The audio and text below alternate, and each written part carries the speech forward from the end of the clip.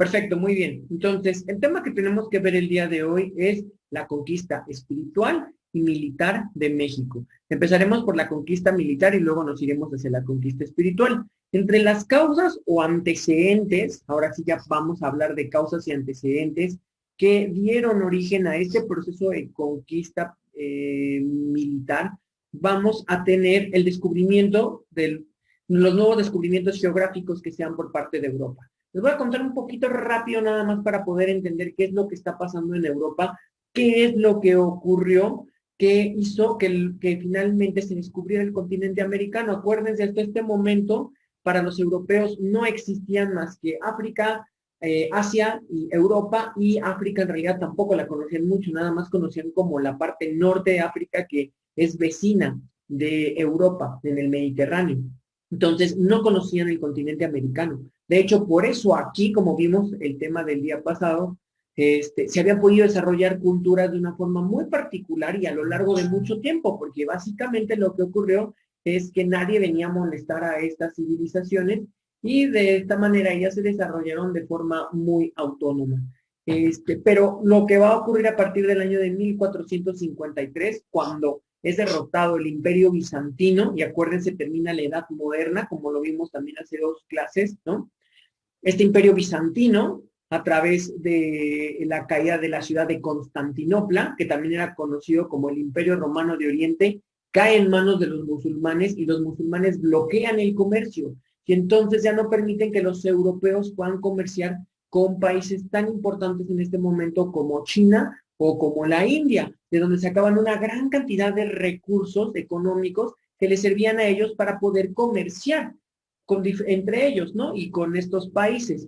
Y allá sacaban, por ejemplo, la pólvora, perlas, especias, ¿no? Como el comino, como el orégano, como algunas pimientas, por ejemplo, de perfumes, fragancias, textiles, sedas, incluso algunos metales importantes, algunos como el lapislázuli, que es una piedra azulita, pues como la que vimos, que estaba incrustada en el anillo de Maximiliano, por ejemplo, ese tipo de piedras son de allá, de Asia, ¿no? Entonces, todo esto era lo que buscaban los europeos, porque además estos materiales hacían que hubiera un mercado de intercambio muy importante entre los países europeos, entre los reinos europeos. Por eso les era muy importante mantener vivas estas rutas de comercio. Sin embargo, los musulmanes, al conquistar Constantinopla, Bizancio, o como dijimos, el Imperio Romano de Oriente, provocan que los europeos busquen nuevas rutas de comercio. Y así, al menos, vamos a tener a dos reinos que van a buscar rápidamente encontrar nuevas rutas de comercio que reconecten el comercio europeo con Asia, y específicamente con China y con la India. Y estos van a ser Portugal y España, ¿no? Y de esta manera es que entre los varios proyectos que le llegan a los reyes, tanto de Portugal como de España, aparece este señor llamado Cristóbal Colón, que ni siquiera era español, era italiano, de una ciudad llamada Génova, y entonces este señor Cristóbal Colón viene y le ofrece a la reina un proyecto para encontrar una nueva ruta comercial, por lo que la reina y él firmarán unas cosas que se llaman las capitulaciones de Santa Fe, y que es una pregunta que ha venido en los últimos 3 exámenes, en los exámenes de la UNAM, específicamente en área 1 y en área 2. ¿Qué son las capitulaciones de Santa Fe? Bueno, se llamaron así capitulaciones de Santa Fe, pero en realidad a nosotros lo que nos importa es solo el nombrecito de capitulación. Capitulación significa un contrato, ¿no? Una capitulación es un documento que tiene capítulos, entonces un contrato tiene muchos capítulos, por lo que ustedes cada que vean la palabra capitulación, si es que se las llegan a preguntar, tenemos que recordar, la palabra clave es contrato, ¿ok? En este caso, las capitulaciones de Santa Fe fueron un contrato establecido entre la reina de España, que en este momento se llamaba Isabel, reina de Castilla, ¿no? En España, y Cristóbal Colón, quienes acordaron cómo les iba a tocar invertir en este proyecto, que era encontrar rutas comerciales y cuál iba a ser la ganancia de cada uno. La intención no era para nada descubrir América, sino solo encontrar una nueva ruta comercial. Lo que pasaba es que Cristóbal Colón, como muy poca gente en la época, creía que la Tierra era redonda y en realidad la mayoría de la gente creía que la Tierra era plana. Estos les llamaban terraplanicies, ¿no? Así les decían a esta gente, los terraplanis. Los terraplanicios, perdón, consideraban que la Tierra era plana como una mesa y que cuando después de unos cuantos kilómetros de surcar sobre el mar, pues los barcos se caían y a la verga y así, ¡pum!, desaparecían, ¿no? Entonces, Cristóbal Colón no, Cristóbal Colón es de estas nuevas mentalidades de gente que cree que en realidad la Tierra es redonda, gracias a que ha leído mucho, bla, bla, bla, ¿no? Y entonces él se va a aventurar, ser una de las primeras personas que se aventure a investigar que es real, que la Tierra es redonda, aunque claro está, su intención ni siquiera es descubrir que la Tierra es redonda, su intención es encontrar nuevas rutas comerciales. Esto es lo que está impulsando a Cristóbal Colón y lo que convence a la reina, buscar una ruta comercial. Entonces él decía, salimos de España y de ahí nos aventamos hacia el occidente, por mar, navegamos, navegamos, navegamos y como la Tierra es redonda vamos a terminar dándole vuelta y después de que le demos vuelta iremos a caer a Asia, ¿no? Y entonces así habremos librado el bloqueo del Imperio Turco. Ahorita creo que tengo, no tengo un mapa de cómo era este proceso, de cómo se dio este proceso. Pero bueno, básicamente lo que querían era rodear la Tierra, ¿no? Por el occidente, o sea, por España y girar y llegar hasta Asia, ¿no? Bueno, lo que no se esperaban es que existiera un nuevo continente y que ese nuevo continente pues además tuviera población, que eso fue lo que les pareció muy extraño, ¿no? Entonces, vaya, hasta aquí vamos bien. Sí, profe. Sí. Perfecto, muy bien. Entonces, acuérdense que van a ser estos nuevos descubrimientos geográficos los que van a producir el descubrimiento y la conquista progresiva del continente americano también. ¿Ok? Vale. Entonces, la capitulación de Santa Fe es bien importante porque es el contrato que firma Cristóbal Colón con la reina Isabel para poder descubrir estas rutas comerciales. ¿Qué hace Cristóbal Colón? Pues Cristóbal Colón se lanza a la aventura y aquí lo tengo con amarillo, le voy a ampliar un poquito, perdón, aquí lo tengo con amarillo, aquí está, esta es la ruta de Colón. Supongamos que estos tres barcos que son la Niña, la Pinta y la Santa María, que son tres carabelas, ¿no? Barcos grandotes que pueden navegar en el mar, van a salir de España y se van a mover así, primero en tres ocasiones. Estos son tres viajes que va a hacer Cristóbal Colón entre 1492 y 1494. O sea, cada año se va a aventar un viaje, va y viene, va y viene, va y viene, ¿no? Sin embargo, nosotros decimos que el primer contacto que tiene con unas islitas que se llaman las islas de El Salvador, el Guanajaní, lo que hoy son las Bahamas, es decir, unas islitas que yo tendría que marcar como por aquí, pero que no están en nuestro esquema, ¿no? Unas islitas que están aquí como en esta zona, déjenme se los hagan de cuenta como por aquí, en esta zona que se acaba de dibujar, llegan por primera vez, ¿no? Ahí van a llegar por primera vez y pues ya tradicionalmente se dice que así se ha descubierto el continente americano. Nada más que el descubrir el continente americano es como jugar a Minecraft, no sé si, obviamente creo que han jugado Minecraft todos ustedes, ¿no? O sea, a donde llegan es un pequeño espacio que ellos pueden ver. Todo lo demás está en negro, está en oscuras. Ellos no saben, no alcanzan a ver qué más hay. Entonces, conforme vayan a ir explorando el continente americano, se va a ir abriendo ese espacio negro y entonces van a ir conociendo cada vez más cómo es el continente. De entrada, después de esas islitas, llegan a Cuba.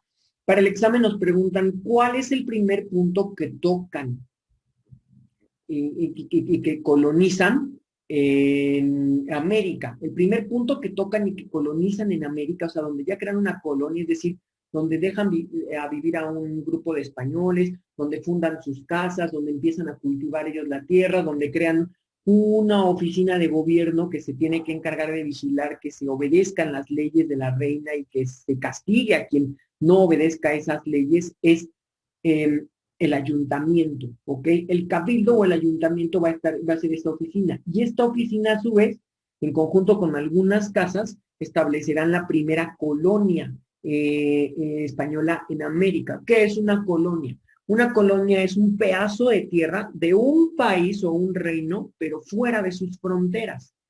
Entonces, si ustedes tienen, hagan de cuenta, tierras en Michoacán, pues esas serían sus colonias, ¿no? Porque ustedes no viven en Michoacán, pero tienen tierras allá muy lejos y son sus tierras, ¿no? Así lo mismo, este país o este reino tiene tierras fuera de su territorio, entonces por consiguiente esas tierras se llaman colonias, ¿no?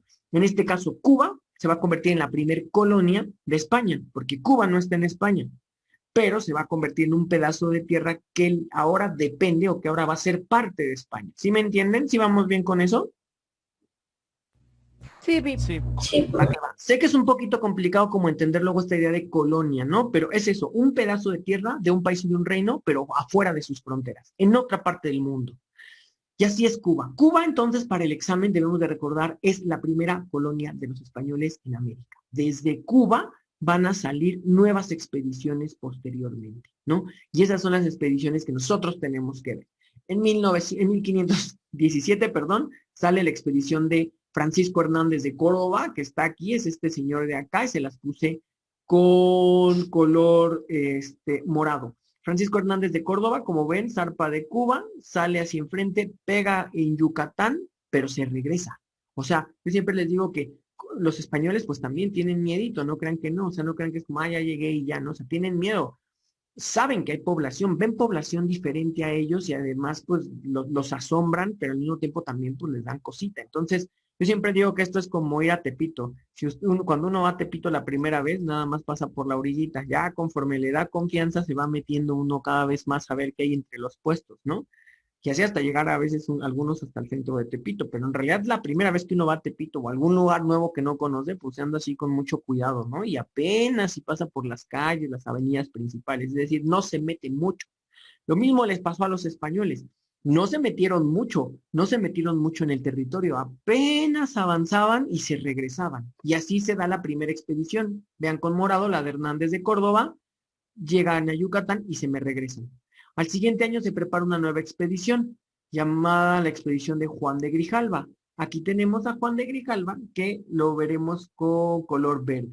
Como ven, Juan de Grijalva en color verde ya se mete ahora sí, atraviesa Yucatán, llegará hasta Tabasco, de Tabasco se va moviendo por otras rutas y entonces en su expedición lo atacan los indios y finalmente su expedición naufraga por lo que bueno, como 12 personas de su flota se van a quedar allí y entonces Juan de Grijalva se regresa, ¿no?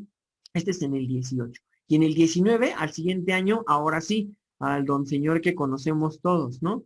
El perro papá de todos los conquistadores hasta el momento, ¿no? Hernán Cortés. Quien lo que va a hacer es lo mismo, seguir la misma ruta de Hernández de Córdoba, luego la de Juan de Grijalva, nada más que él afortunadamente para él, ¿no? Va a seguir avanzando hasta ir encontrando cada vez más territorio. Y lo curioso es que pues la expedición le va a salir bien, la fortuna le va a sonreír porque conforme va avanzando se va enterando de más chismes, más chismes, más chismes y de ahí, y de esos chismes, obviamente, se va, bueno, va a sacar información que le permitirá saber que existe una ciudad muy poderosa. Hasta el momento, lo único que se habían encontrado tanto Hernández de Córdoba como Grijalva eran pequeñas aldeas, sobre todo de mayas. Acuérdense que los mayas, lo vimos ayer, están en Yucatán. Entonces, sobre todo de mayas, pequeñas aldeas, pequeñas poblaciones, como pues algunas ciudades muy chiquitas, pero no de mucho poder. Pero al llegar a Veracruz se va a enterar no solo de que existe Tenochtitlán, sino como lo vimos, que es la última gran civilización de Mesoamérica, que ha construido un imperio gigantesco y que tienen un montón de riquezas agrícolas, pero también les tributan un montón de productos. Y dentro de esos productos, una cosa que a los españoles les interesa, pues es el oro, ¿no? Lo que quieren los españoles es oro, oro, oro, oro, oro, porque el oro es la moneda de cambio en este sistema mercantilista. Entonces, entre más oro, mejor. Y eso es lo que andan buscando los españoles, sacar oro, oro, oro, oro, oro. Hernán Cortés, ¿qué busca? Pues sí, oro, pero también busca un gran reconocimiento por parte del rey. Entonces, él como expedicionario, lo que busca es lograr tener una gran conquista para poder deslumbrar al rey y que el rey lo convierta en noble de España y le dé palacios y le dé riqueza y también quiere la fortuna y la gloria, porque así era Hernán Cortés, o sea, él quería todo el paquete completo, era una divasa literal, entonces quería dinero, quería castillos, quería prestigio, quería gloria, quería pasar a la historia como un gran descubridor y todo lo que ustedes quieran, ¿vale? Ok, entonces, ahí está esta situación y por eso es que nosotros vamos a dividir nuestro proceso en 3 periodos, ¿no? Bueno, en 4 periodos. Primer periodo son los antecedentes. Estos antecedentes tienen que ver con la línea de expediciones, exploraciones y descubrimientos geográficos que van de Cristóbal Colón hasta Hernán Cortés. Ya vimos a Cristóbal Colón, Hernández de Córdoba, Juan de Grijalva, que son los que nos preguntan en el examen. Hubo muchos más, pero no tiene caso que los veamos. Y Hernán Cortés, que va a ser el papá de todos, ¿no? Va a ser la mamá choncha, como dirían, va a ser el pesado, ¿no? Él sí va a lograr conquistar, pues, uno de los dominios más poderosos del continente americano, y bueno, o sea, va a pasar a la historia como el gran conquistador en esta época. Pero pues así comienza esta historia. Nosotros sabemos que cuando Hernán Cortés entre al continente, específicamente a la parte de lo que sería el territorio mesoamericano, los mexicas tenían también a su vez, habían construido un gran dominio muy importante, lo que les decía ayer. A través de 3 pilares muy importantes, los mexicas se habían consagrado como la ciudad indígena más poderosa de Mesoamérica en la última parte del posclásico. Y era gracias a que hacían la Guerra Florida. ¿Qué es la Guerra Florida? Son guerras de conquista, donde además también agarraban prisioneros y los sacrificaban. A través de estas guerras de conquista podían imponer tributos, entonces por eso eran muy poderosos y tenían mucha riqueza acumulada, porque al lugar a donde llegaban sometían a la población y la obligaban a pagar tributos. Y entonces si esa población se negaba, regresaban y la volvían a aplastar y cada vez les cobraban tributos más manchados. Además, ya sabemos que esto no solo lo hicieron los mexicas de Tenochtitlán solitos, sino que además lo hicieron acompañadas de otras ciudades vecinas llamadas, que eran sus aliadas, que era la ciudad de Tlacopan o Tacuba y la ciudad de Texcoco, y que en conjunto las 3 se llamaban la Triple Alianza. Esto si no lo preguntan, pregunta de examen, y obviamente también sobre las guerras floridas nos pregunta de examen. Acuérdense que si la Triple Alianza que nos preguntan es en la parte de historia de México, pues entonces ya hace referencia a la de Tenochtitlán, Tlacopan y Texcoco. Si no le están preguntando en historia mundial, esa es otra. ¿Qué pasó, Aaron? Coméntanos. Entonces, la Copan es igual a Tacuba, ¿verdad, profe? Solo me surgió esa duda. Ajá, exactamente. Es que Ok. su nombre original en náhuatl es Tlacopan, significa el lugar de las flores, pero los españoles entendían Tacuba y pues le pusieron Tacuba. Y ya se quedó como Tacuba. Es Vale, más, profe, gracias. voy a poner acá. Es que los españoles no entendían bien esta lengua, entonces entendían lo que querían. Vale, perfecto. Ok, muy bien. ¿Hasta aquí vamos bien? Sí, profe. Va, perfecto. Ok, Todo bien. muy bien. Entonces, rapidísimamente les cuento, pues llega Hernán Cortés, entonces Hernán Cortés entra por Yucatán, y aquí justamente ya es donde comienza en lo que nosotros tenemos que poner atención, ¿no? Entra por Yucatán y, bueno, le cuentan que de la expedición anterior de Juan de Grijalva, 12 personas habían quedado náufragas en esta zona, sobre todo, y que habían visto que algunos estaban en Yucatán, algunos habían sido llevados a Yucatán. Entonces rápidamente se pone en contacto con ellos y bueno, de esos 12 nada más sobrevivieron 2, de esos 2, uno, Jerónimo de Aguilar, no lo debemos de olvidar, Jerónimo de Aguilar aceptará unirse a Cortés. Entonces Jerónimo de Aguilar es salvado por Cortés a cambio de que él le sirva como guía. A Hernán Cortés le interesa rápidamente acabar este proceso de la conquista porque además el gobernador de Cuba al principio le había dado permiso para salir en su expedición, pero después el gobernador de Cuba ya no quiere y le quita el permiso. Sin ese permiso del gobernador de Cuba, la expedición de Cortés no tiene derecho, digamos, de ser llevada a cabo. Y entonces, si Cortés la hiciera, sería como desobedecer al rey. Y la única manera que se castiga el desobedecimiento al rey es la muerte. Entonces, Cortés genera toda una aventura, porque en realidad lo que pasa es que ni permiso tiene de salirse de Cuba, pero se sale de Cuba sabiendo que ha desobedecido al gobernador y por consiguiente también ha desobedecido al rey. Por eso lo que le urge es descubrir algo, encontrar algo muy grande para que el rey lo perdone además. Y entonces, por eso busca a Jerónimo de Aguilar, por eso anda buscando a alguien, a algunos de estos 12 que se quedaron allí, para que le ayuden rápidamente pues a medio desenvolverse en ese lugar y a conquistar, a crear otra colonia, ¿no? Entonces, eso es lo que va a pasar. Jerónimo de Aguilar Al principio lo va a ayudar, pues en esta zona, en toda esta zona de la península de Yucatán y parte de Tabasco. Jerónimo de Aguilar estaba en Cozumel, que es una islita que está enfrente de Yucatán, así que de Cozumel a Yucatán pasan como todo muy bien, pasan a esta zona de Campeche, todo muy bien, y se van a mover hasta esta zona de Tabasco y todo muy bien. Pero estando en Tabasco, se enfrentan en una batalla llamada la batalla de Centla al señor de esa región, de Tabasco, al gobernante de esa región. Y allí, pues se da cuenta además, bueno, gana este Cortés y entre los tributos que le ofrece el señor de Tabasco para hacer las paces, se encuentran 20 mujeres, ¿no? Y de esas 20 mujeres, una va a ser muy, muy, muy importante porque se va a convertir también en la traductora y mano derecha de este Hernán Cortés. Estamos hablando de la famosa Malinche. Entonces, el segundo acontecimiento de la conquista es el encuentro de la Malinche. Luego se van a mover entre Tabasco y llegan hacia Veracruz, porque se van moviendo nada más por las costitas. Acuérdense que les digo que les daba miedo. Entonces, como literal se les fruncía entrar hasta el continente, solo se van por por la fronterita, por las costas. Entonces, de Tabasco pasan por la costa hacia Veracruz.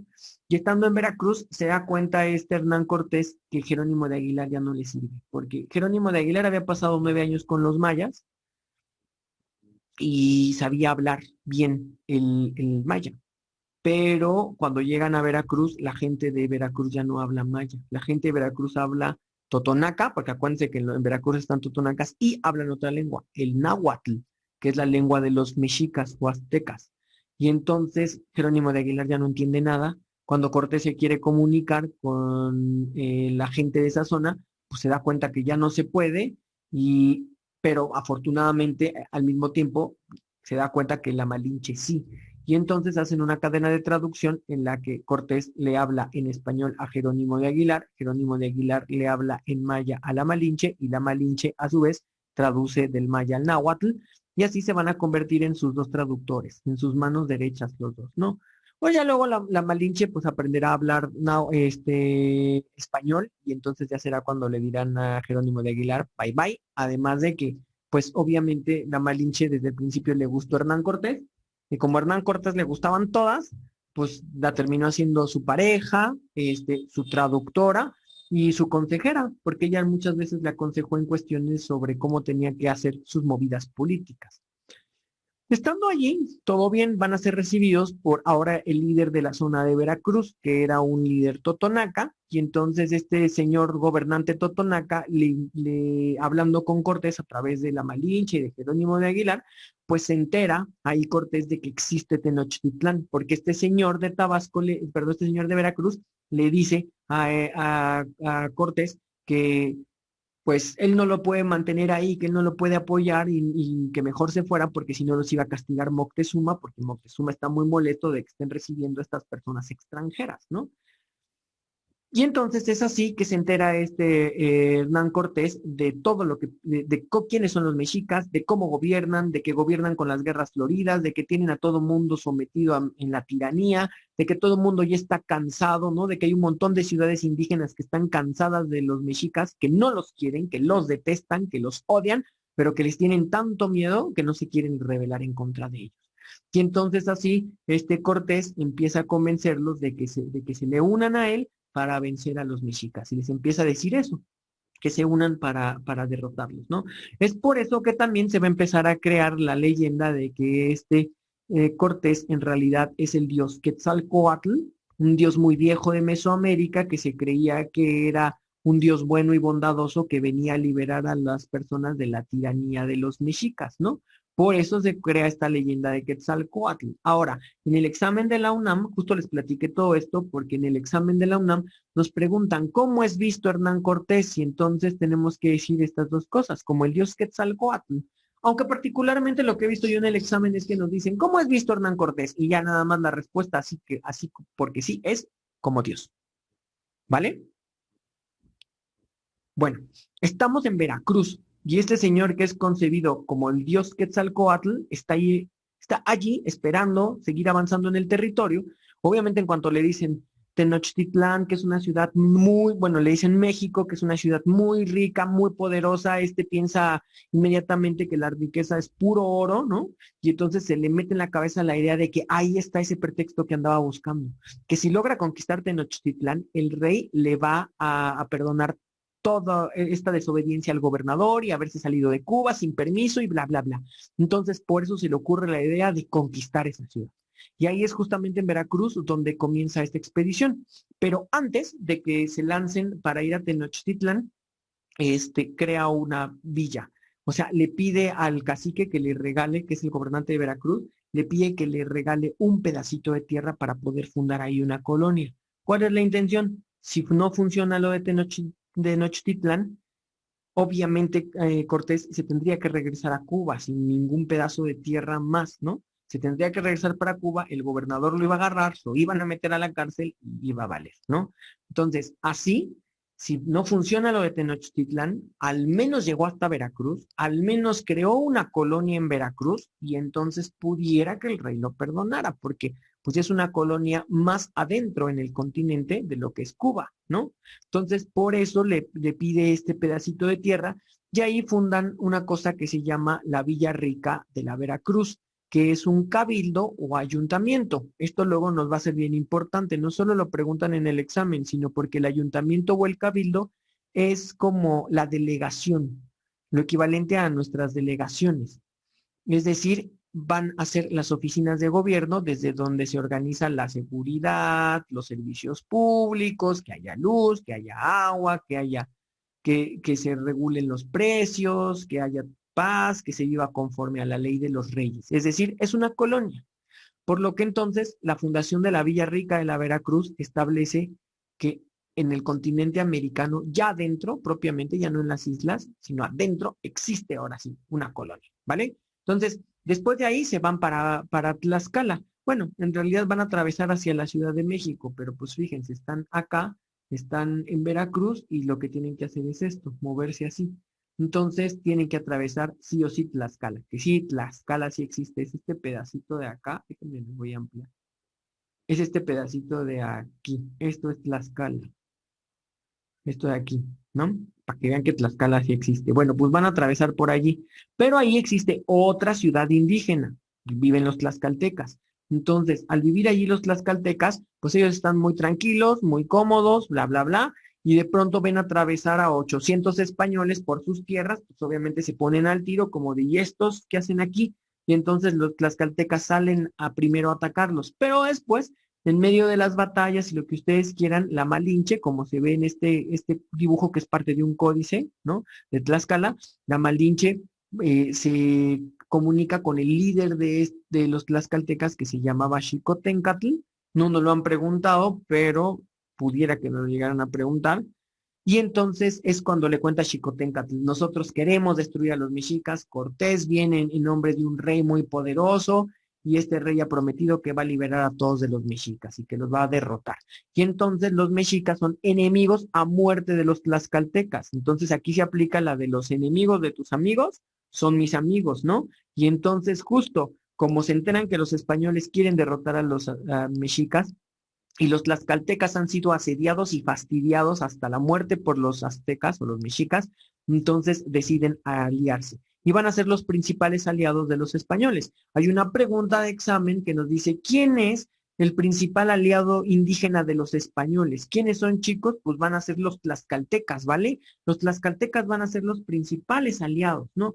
Y así es como se van a mover de Tlaxcala hacia Puebla. Pero en Puebla hay otra ciudad indígena que esta sí está bajo control de los mexicas y entonces incluso son muy amigos de los mexicas. Es una ciudad muy aliada de los mexicas, se llama Cholula.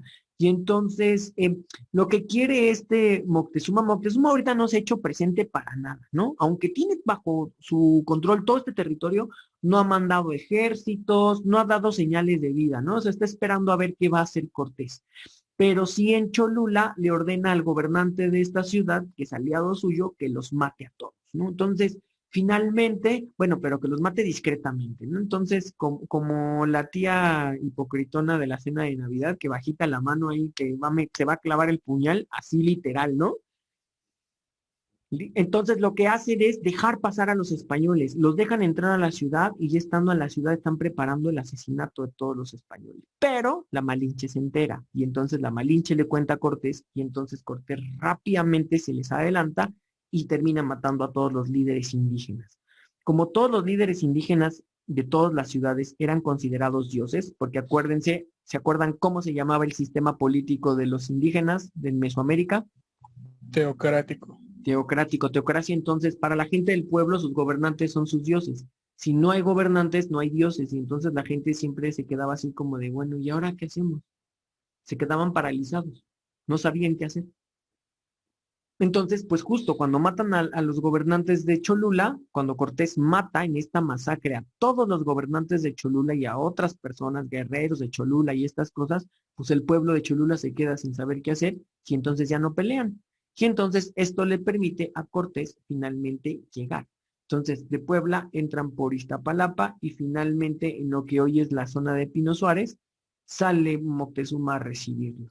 Y entonces ahí finalmente se encuentran. Aquí llegan a la ciudad, todo este es el año de 1519, y Moctezuma ahí genera otro plan. El otro plan es aplicar la misma. Va a permitir que entren los españoles y los tlaxcaltecas, los van a hospedar en un palacio y luego los van a ir matando de a poquito, poco a poco, como hacen las células. Prácticamente lo que quiere hacer este Moctezuma es encapsularlos para que no haya rebeliones y otros pueblos enemigos de los mexicas, pero sometidos a ellos, no quieran contactarse con los españoles, y entonces ¡pum!, los encapsula y los mete a la ciudad. Y así los van a meter. Pero lo que no esperaba este Moctezuma es que muy inteligentemente Cortés decidiera secuestrarlo. Entonces, unos días andan como bien compitas, uno va a visitar al otro, todo es felicidad, todo es alegría, pero de pronto este Hernán Cortés se adelanta y lo toma como rehén, y al tomarlo como rehén es cuando las cosas empiezan a cambiar, porque aquí sí ya empiezan las tensiones fuertes. Hasta acá en el examen solo nos preguntan por la masacre de Cholula y nos preguntan por nada más, hasta ahí. ¿Cómo son las preguntas del examen? En su mayoría, ordenar cronológicamente. Por eso estamos viendo lo que está pasando en cada una de estas etapas, porque nos piden ordenar qué pasó primero y qué pasó después. ¿Hasta aquí tienen alguna duda, chicos? No, profe. ¿Todo bien? Sí. Va Sí. que va.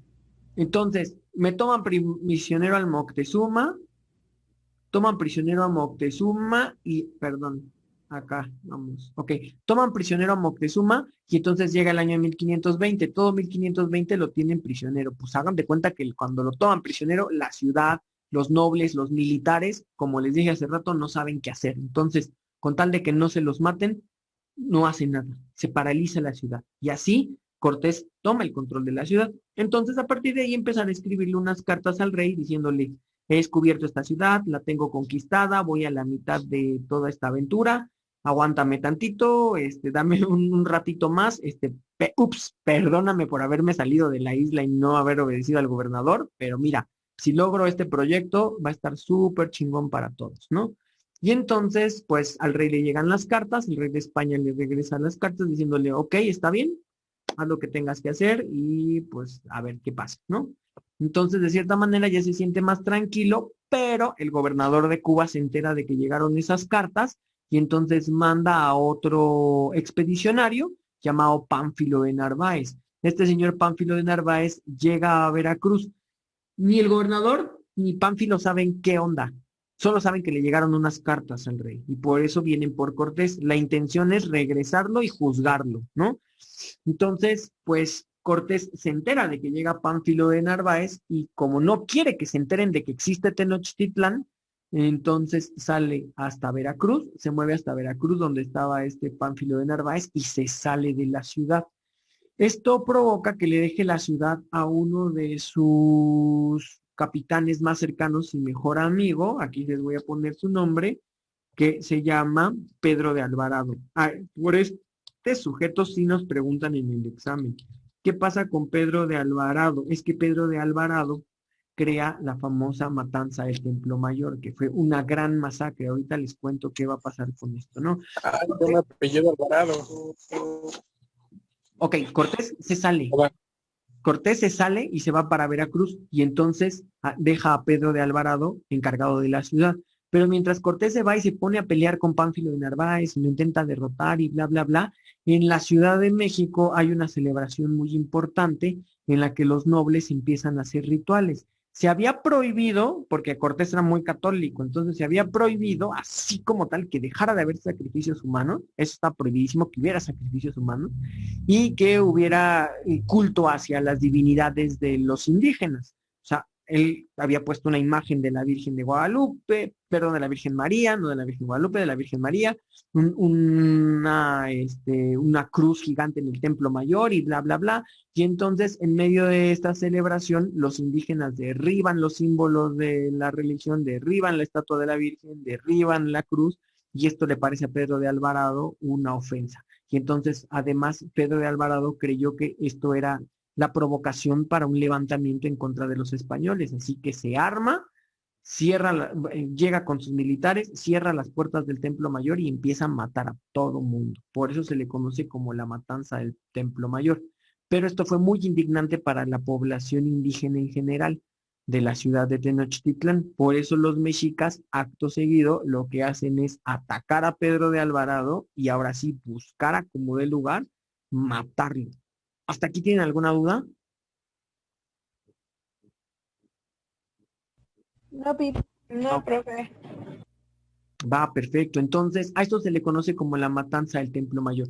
Bueno, pues toman a los españoles, los rodean el palacio que les había dado Moctezuma, donde además Moctezuma mismo está viviendo allí con ellos, y todos los días van, los apedrean, tratan de agarrar a uno que otro, agarran a uno que otro, los sacrifican. O sea, es una locura, ¿no? Y después de unos días, Cortés regresa bien chévere pensando que que no había pasado nada, pero pues no, cuando entra a la ciudad ve que hay un desmadrísimo. Bueno, es más, le avisan cuando viene de regreso que la ciudad está levantada y que se han amotinado en contra de los españoles, y entonces Cortés tiene que meter pata después de haber derrotado a este Pánfilo de Narváez y corre hasta lo más que puede, ¿no? Llega a la ciudad lo antes posible y pues sí, en efecto se da cuenta que hay un desastre. Entonces le piden a Moctezuma que los apoye, pues pidiéndole a su pueblo que se tranquilice. Entonces Moctezuma sale a la azotea del palacio para pedirle a la gente que se tranquilice, y entonces ahí es cuando lo agarran a pedradas y pues una pedrada le pega en la cabeza y lo termina matando, ¿no? Y aquí vemos un códice donde se nos cuenta qué fue lo que pasó. Pues bueno, Moctezuma pues, ni entregan el cuerpo. O sea, los españoles deciden que después de que se mataron a Moctezuma y de que ya no le van a hacer caso a Moctezuma los mexicas, pues deciden huir, porque el único que los mantenía a raya, al pueblo en general, pues era Moctezuma. Entonces, sin Moctezuma tienen ya pues el acta de defunción firmada, ¿no? Entonces dicen estos, nos van a matar, mejor nos salimos. Y entonces deciden escapar. Porque además, al mismo tiempo de que se mata a Moctezuma, los mexicas ya habían nombrado a su hermano, al hermano de Moctezuma, como el nuevo Tlactuani. Acuérdense que se llamaban Tlactuanis, los gobernantes, el cual se llamaba Cuitláhuac. Y entonces, después de Moctezuma, viene Cuitláhuac. Los españoles deciden huir. Entonces, avientan el cuerpo de Moctezuma a un río y se van. En la madrugada, escaparán, ¿no?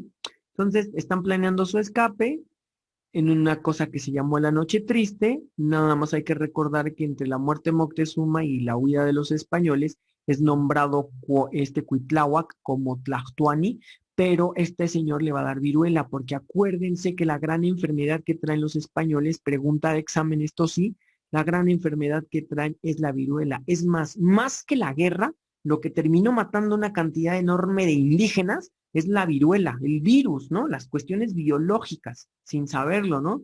El COVID de la época, literal, o sea, mató a un montón de gente. Entonces, acuérdense para el examen que el tlatoani que muere de viruela es Cuitláhuac, porque siempre nos preguntan, tlatoani que muere de viruela, ¿quién muere de viruela? Cuitláhuac. O también nos preguntan cómo se llamó la enfermedad que asoló a la población indígena durante la conquista. Es otra pregunta. Esa enfermedad que asoló, que devastó a la población indígena es la viruela. No tienen el anticuerpo, entonces se mueren como moscas, así caen 20, 30, 50, 100, 1000 en un día. Sí, las enfermedades extranjeras siempre hace que valgamos shit, literal, ¿no? Pues sí, no tenemos el anticuerpo, entonces sin anticuerpo nos fregamos, valió. Entonces, eso fue lo que pasó. Incluso hasta el propio Tlatoani, nuevo Tlatoani se muere, pero antes de que se muera de viruela, los españoles huyen en la famosa Noche Triste.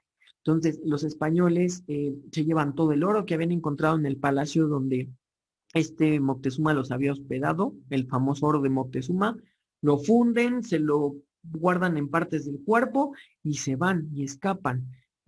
No sé si ustedes sepan, pero la ciudad de Tenochtitlán era una isla y en realidad lo que hoy es la Ciudad de México era un gran lago. Entonces fue muy difícil el escape porque muchos cayeron, muchos murieron, muchos se van a ahogar en medio de las persecuciones. Y bueno, pues entonces, vaya, pues lo que ocurrió fue que murieron muchos y otros logran escapar, ¿vale? Cuando logran escapar, pues se regresan para Tlaxcala con sus aliados y desde ahí, desde Tlaxcala, pues luego al poquito tiempo es cuando muere Cuitláhuac y entonces desde ahí, desde Tlaxcala, los españoles van a tratar de reconstruir su ejército para poder atacar a Tenochtitlán una vez más y ahora sí conquistarla. Mientras tanto, los mexicas nombran a su nuevo gobernante y último se llama Cuauhtémoc.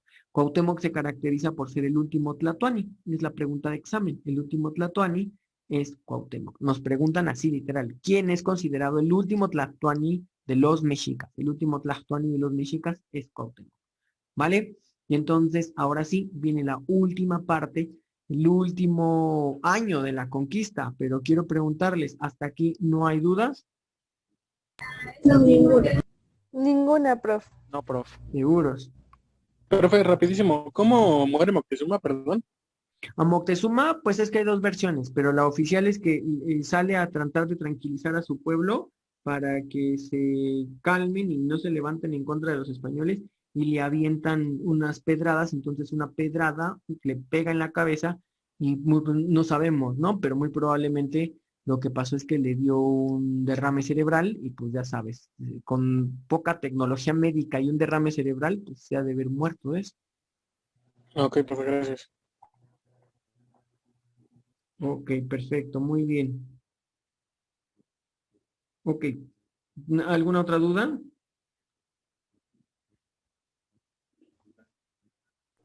No, Creo que profe. no. No, todo bien.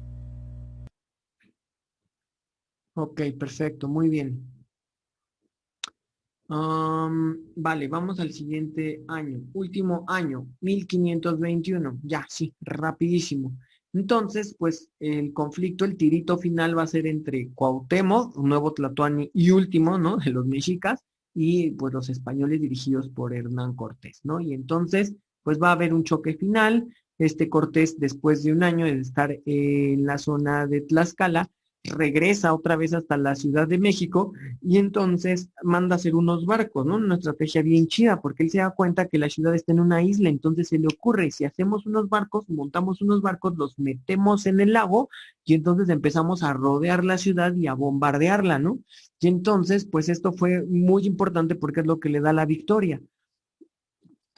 Mete como 6 barcos y esos 6 barcos empiezan a rodear la ciudad y empiezan a bombardearla, bombardearla, bombardearla, y así derrumban muchos edificios, la zona ceremonial, las casas, las chinampas que estaban alrededor de la ciudad. Entonces, hacen un desvergue total, ¿no? Es una destrucción total.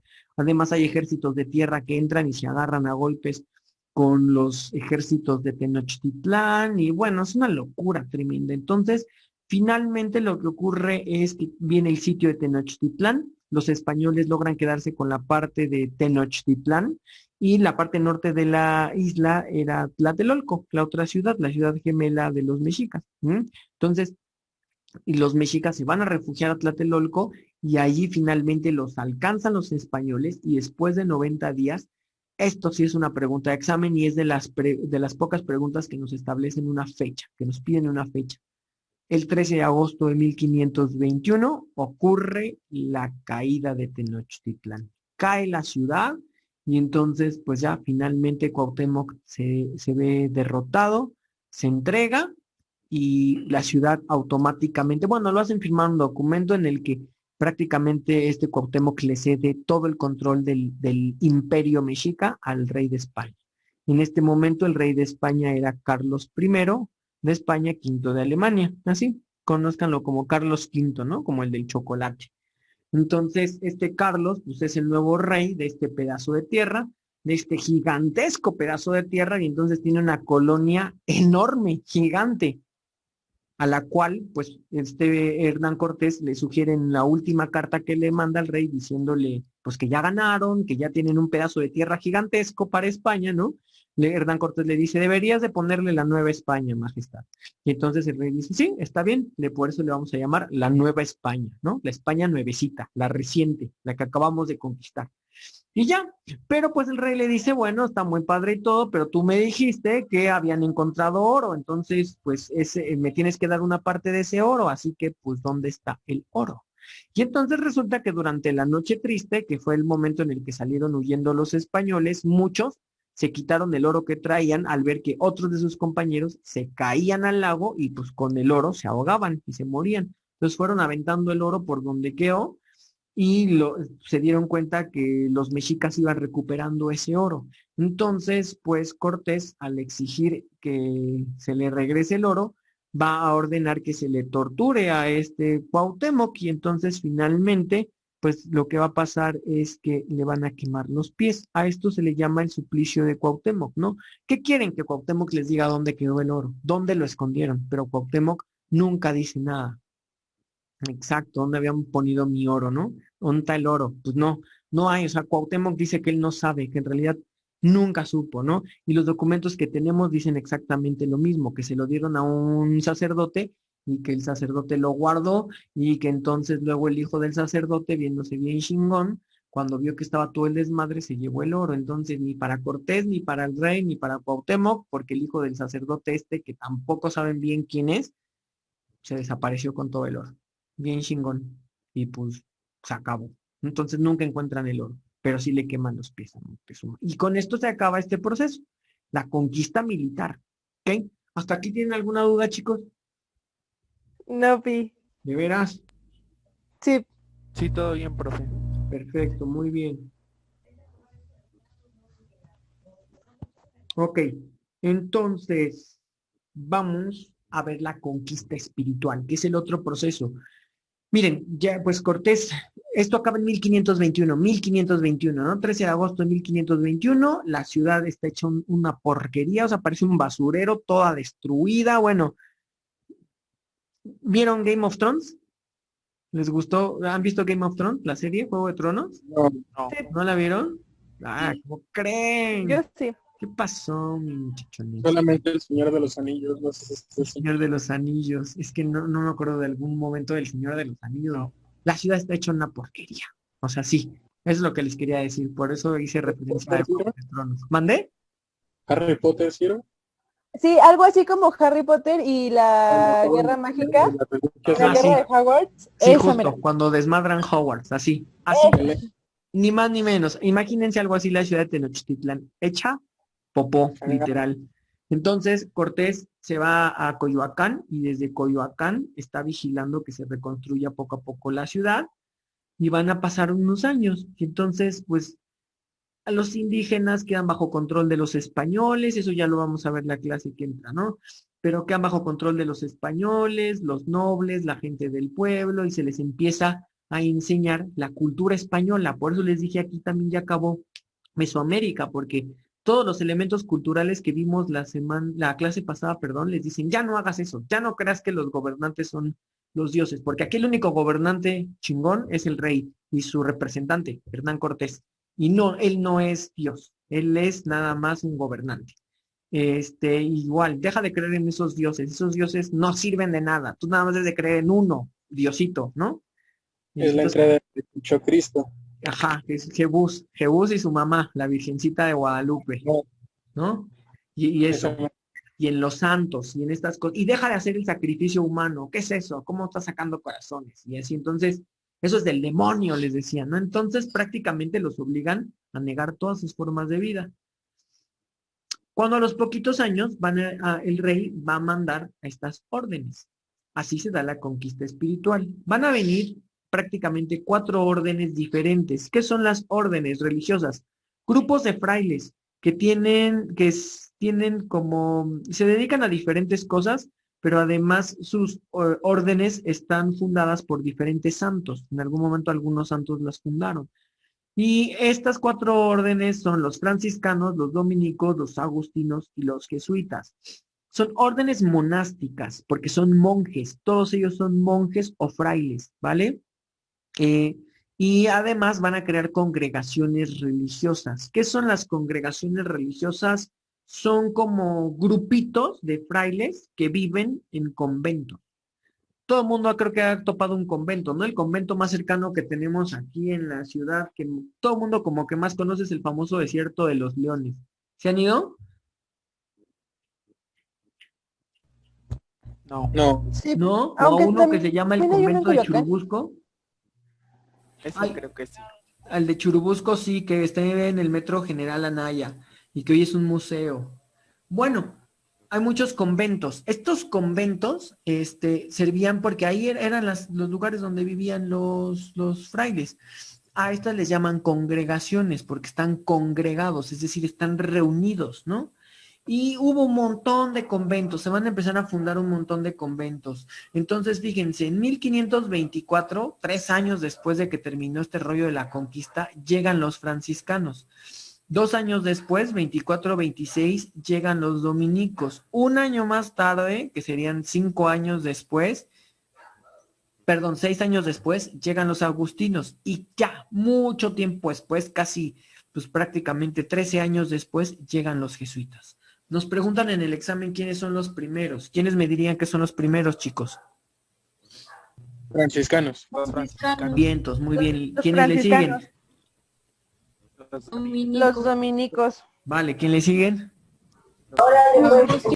Agustinos. Perfecto. Y por último, los jesuitas. Jesuitas. Perfecto, muy bien. Entonces, ¿qué quieren los franciscanos? Esto nos las han llegado a preguntar en el examen.